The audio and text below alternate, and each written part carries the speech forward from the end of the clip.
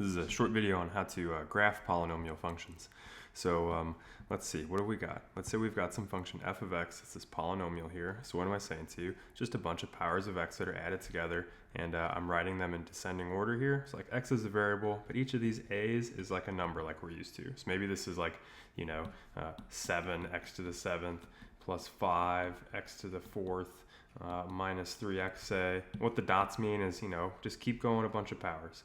So maybe I'll put a few more in here. I don't know, minus 3x squared plus 3x minus 10, say. So that's a good polynomial. So again, this is just in general, what's a polynomial look like? So how do we graph one of these things?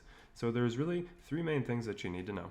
You need to know how to figure out the end behavior of the polynomial. So maybe to give you a picture of that, what's it do way over here to the left, and what's it do way over here to the right? What's the graph look like? Does it go way up? Does it go way up on that side? Or does it go down and down on this side? How do we figure that out?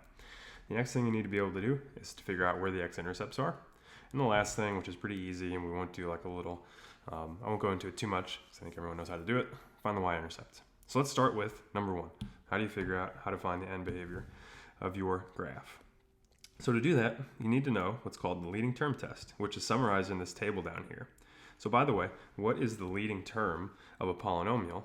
To go back up here, the leading term would be what is the coefficient and the highest power of x that you have. So that whole thing is the leading term. So the coefficient on the power of x and x to that power itself. And so it turns out that both the coefficient and the exponent determine what the graph's going to do really far to the left and really far to the right. So to tell you exactly what it is, again, this table is trying to say whenever your coefficient is positive and the degree, that power, is even, your graph looks like this. It goes up on the left and up on the right. And this is just to say, I don't know how many times it goes up and down in the middle. All, again, the end behavior is talking about is what happens to the left and to the right. Similarly, over here, I should read this table if an's positive, but the degree of your polynomial is odd. So in other words, that highest power you have is an odd number, then it's down on the left and up on the right is what you need to know. If your leading coefficient there is negative and the degree is even, then it's down on both sides. And finally, if the leading coefficient is negative and the highest power of x you have is odd, then it's down, up on the left and it's down on the right. So to give you an example of what can we say? Let's look at this first example of f of x down here. It's minus 2x cubed plus 3x minus 5. When it's written like this, I see that this is the leading term in that polynomial. And so what do we notice? Well, we notice that the leading coefficient is negative and the degree is odd. So what that tells me then is I am in this boat here, which tells me that I go up on the left and down on the right. So if you were asked to say sketch the end behavior, it would look like this. This is what you draw. Something like that. Similarly down here, now this one's harder. Maybe you notice there's a difference between how these two polynomials are written.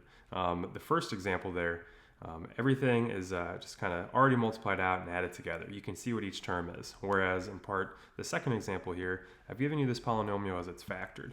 So how do you find what the leading term is in this polynomial? What you should do is you should just look at each of its pieces. So we're just going to find the leading term for each one of these individual pieces. So if we were to do that, the leading term would be, the leading term is 3. Now from this piece here, if you think about foiling all that out, the highest power of x you're going to get is x squared. So all I want is the x squared.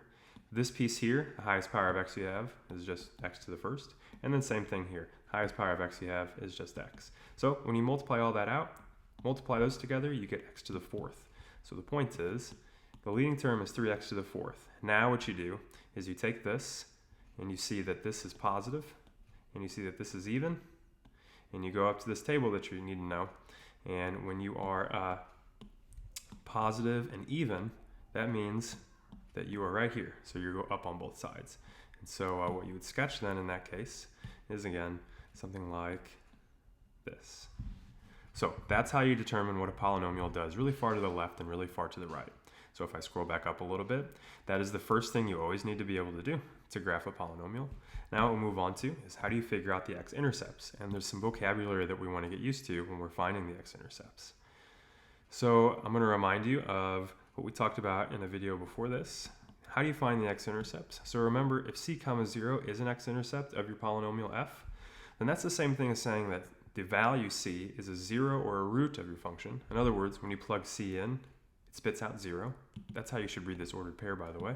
And then similarly, I also know that x minus c should be a factor of my polynomial. And so what we're going to do is we're going to define this concept of the number of times that x equals c occurs as a root of your polynomial. We're going to call that the multiplicity. And I'll give you an example below because it's a little bit of a weird definition. Maybe I'll also kind of jump the gun a little bit and tell you what's the multiplicity going to do for us. The multiplicity is going to tell us what does the graph do at that x-intercept. And so if you're thinking about, what's a function look like if you draw one? Let's say this is x-intercept. Well, maybe it goes through it there, but maybe I've got another x-intercept over here where the function just touches it but bounces off of it. So it turns out the multiplicity is what determines whether it bounces off the x-axis or whether it crosses the x-axis. How does it determine that? If the multiplicity is even, then it bounces off. So what are you looking at? What am I trying to say to you here? I'm trying to say if x equals c is a root, and I'm saying it happens an even number of times, if you think about the above, right? If you think about this up here, that says that x minus c is a factor, and it should occur that many times n. So if n is even, that means we have even multiplicity. That's how you'd read it. And so again, what's the graph do? That's when we're in the case that we bounce off. So like on this x-intercept here, that's an x-intercept that has even multiplicity. Similarly, whenever the multiplicity is odd, so I'm looking at this one now, again, that means that x minus c shows up n times as a factor, and that number of times it shows up is odd, then that's when your graph crosses the x-axis. So if I'm in my picture up here, this x-intercept would have odd multiplicity. So maybe let's try and do an example really quick. So here is this one here. Multiplicities are nice whenever everything's factored out, because if you can see what the zeros are, we're just going to add on what the multiplicities are as well. So for 3x to the fourth, you don't really need to tell me anything about the 3. If you're finding the x-intercepts, or in other words the zeros, remember, you're going to just pretend this whole side is 0 and solve for x. So the zeros would be, for this one, just x equals 0. For this one, x equals 2. For this one, x equals -1. And for this one, x equals 5. And then the next thing you're going to do is now we're going to look at each of these exponents that are on those factors. Those are what the multiplicities are. So the powers on the factors are what the multiplicities are. If that wasn't super clear from the definition above, I hope that it's a little bit more clear now. What are you looking for to determine the multiplicity? So it is something that is kind of right in front of your face. So let's write it down. So what are the multiplicities of each of these? So the multiplicity on x equals 0 is 4. The multiplicity on x equals 2, there's secretly a 1 right there, so we'll say 1.